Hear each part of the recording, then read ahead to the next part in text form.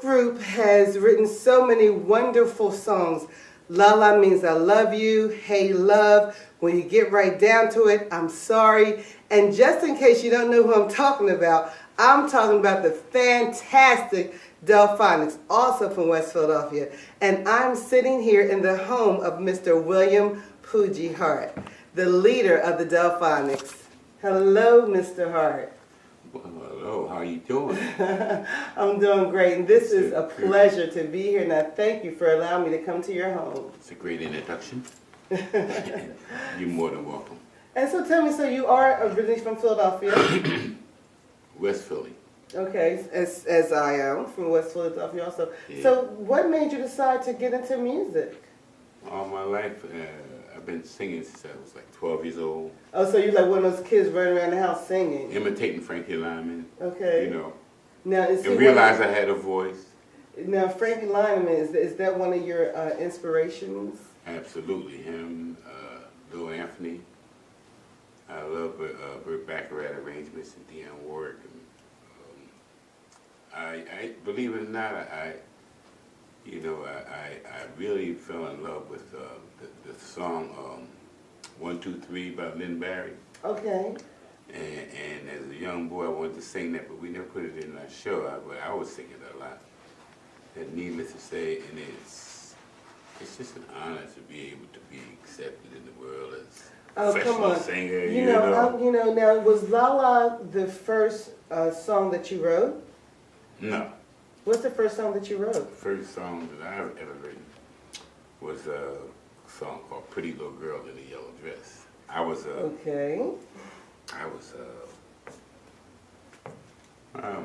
about, man, I don't know what made me start writing. I picked up my brother's guitar and just strumming this song for Pretty Little Girl in a Yellow Dress, and I must have been about 12, going on 13, you know.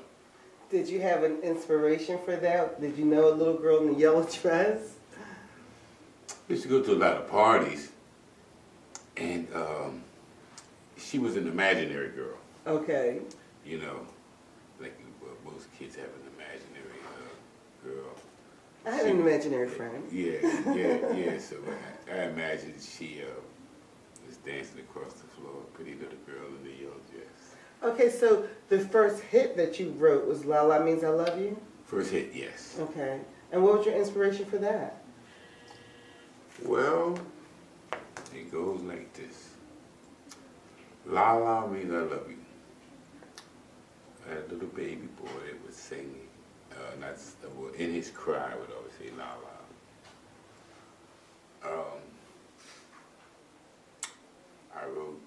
I said he must be saying, I love you. You know, babies always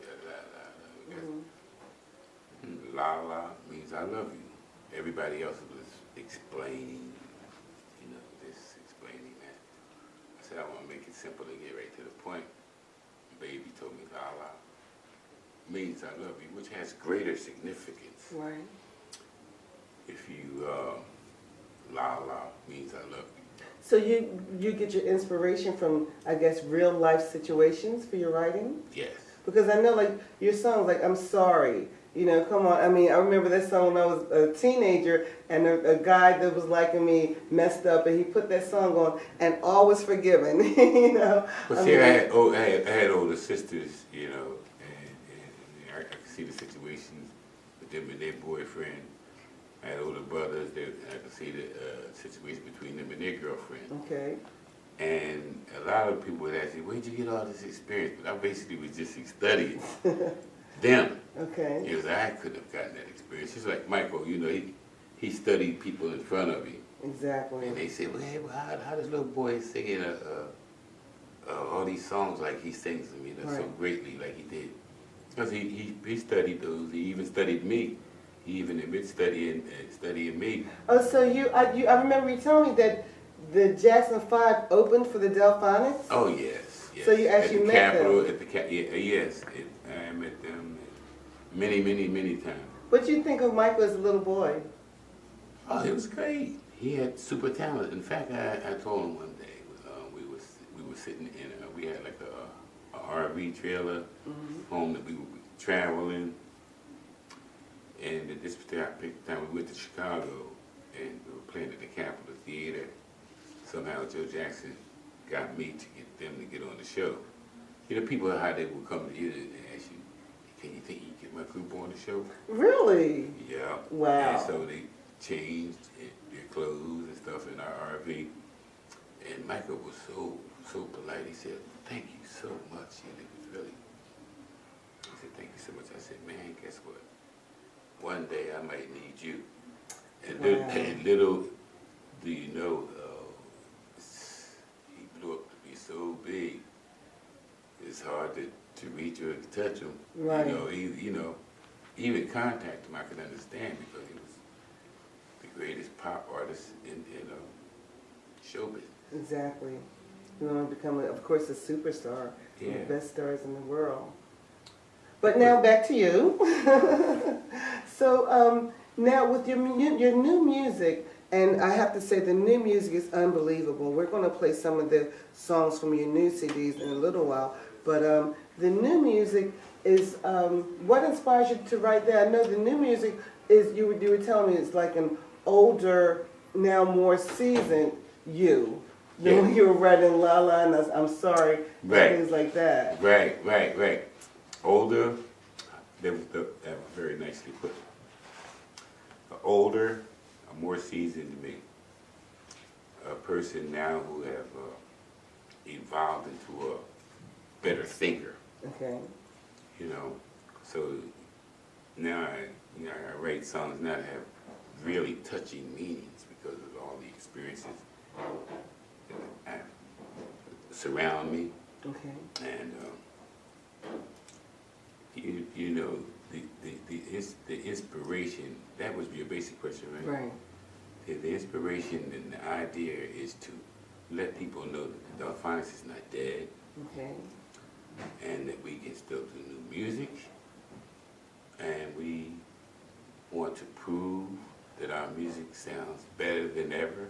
Yeah, you still have the pipes, I must say. Your voice is still unbelievable. I mean, you have one of those voices that when you hear the voice, you know that it's you. Yeah. You know, like Barbra Streisand, Marvin Gaye. You know, when you hear these people, you know who they are. And you have one of those voices. Like when I first heard the new music, I knew that was you. Yeah. You know, so people are going to know that, I mean, people can duplicate it, but it's not going to ever sound the same as you. Well, they got to remember, the people got to remember, I wrote a song called Didn't I Blow Your Mind This Time? One of my favorites. Well, that song was my last hit leading into these hits that they're about to hit. So I'm about to blow your mind this time. Oh, well, yeah. You see how it matches up? Song, exactly. So as I come out with boom, bang, Didn't I Blow Your Mind This Time? Was the last really, really big hit that you heard on the Delphonics. Okay. And now, when my fans get to hear me sing today songs like The World's in Need of Love and be able to easily go to the stores and buy our CDs. And the store now is the website. Right, exactly. So you got Amazon. Oh, yeah, so tell people where they can buy some of your new music. Yeah. You can buy them on Amazon, CD Baby, Okay. iTunes. Okay, so just go and put in William Hart, put the Delphonics, and That's it. I want to add these to your collection because they are unbelievable, really, really great. And you still have the pipes. I mean, now when I'm listening to you, your voice is so deep, almost like a Barry White kind of thing, but you still sing in falsetto. When did your voice get this deep? I actually have always talked this way. I guess that verifies for the range, the different ranges that, I can reach. Okay. It comes out clearly, so I can sing in the voice that I'm talking in now. Right. I can sing a pitch higher, I can sing a pitch higher, a pitch higher, a pitch higher. And everybody fell in love with, my higher range. Right. I don't sing what is called falsetto. A falsetto sings out of his nose. Okay. And I actually sing from the diaphragm and out. Oh, all right. And if I was to try to sing falsetto, I don't even know how it would sound. I mean, I could do it. Right. It's the easy way to reach high notes. But rather than to sound false, as the word is false, Right. I would rather sound rounded off Okay. and more natural and from the soul. Okay. You see what I'm saying? Right. That was that's always been my outlook on that term falsetto. And you know what? When you guys were out back in the late '60s, early '70s, we didn't have like the tabloids, the National Enquirer, and things like that when you guys were younger. So if we had those papers, what secrets would they be talking about you?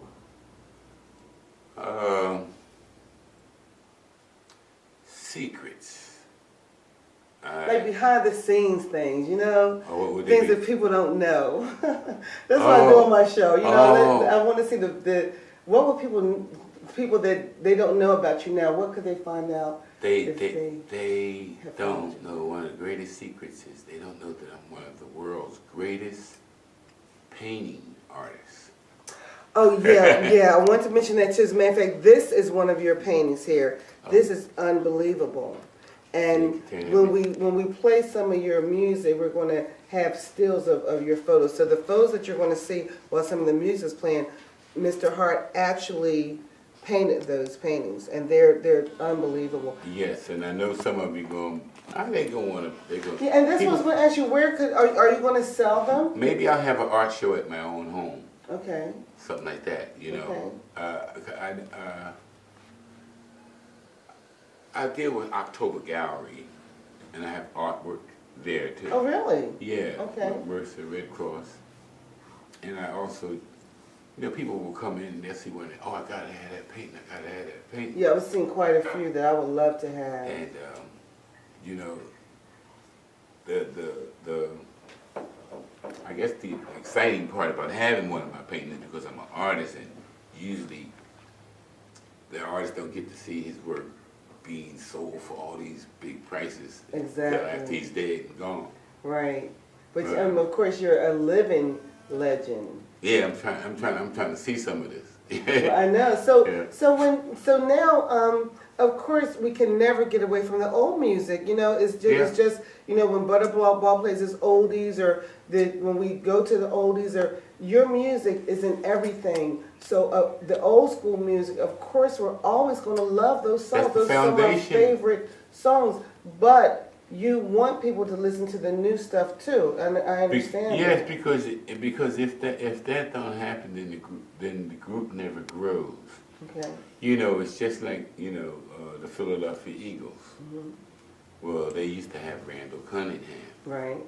And I'm a big Eagle fan. Me too. Hey, Eagles. And but if you notice, the name Eagles goes on and on and on and on. Right. So the name Delphonics, since we reached the world, Yes. and in fact, you can go in some parts of the world, or some countries, and ask, have you ever heard of the Philadelphia Eagles? They may say no.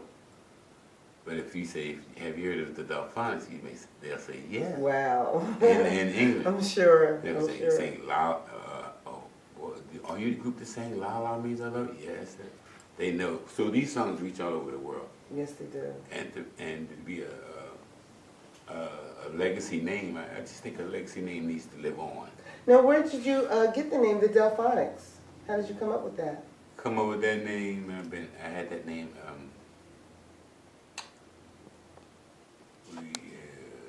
We were down in the basement. It was far back. We were down in the basement rehearsing. And I had seen, my father had bought a stereo player.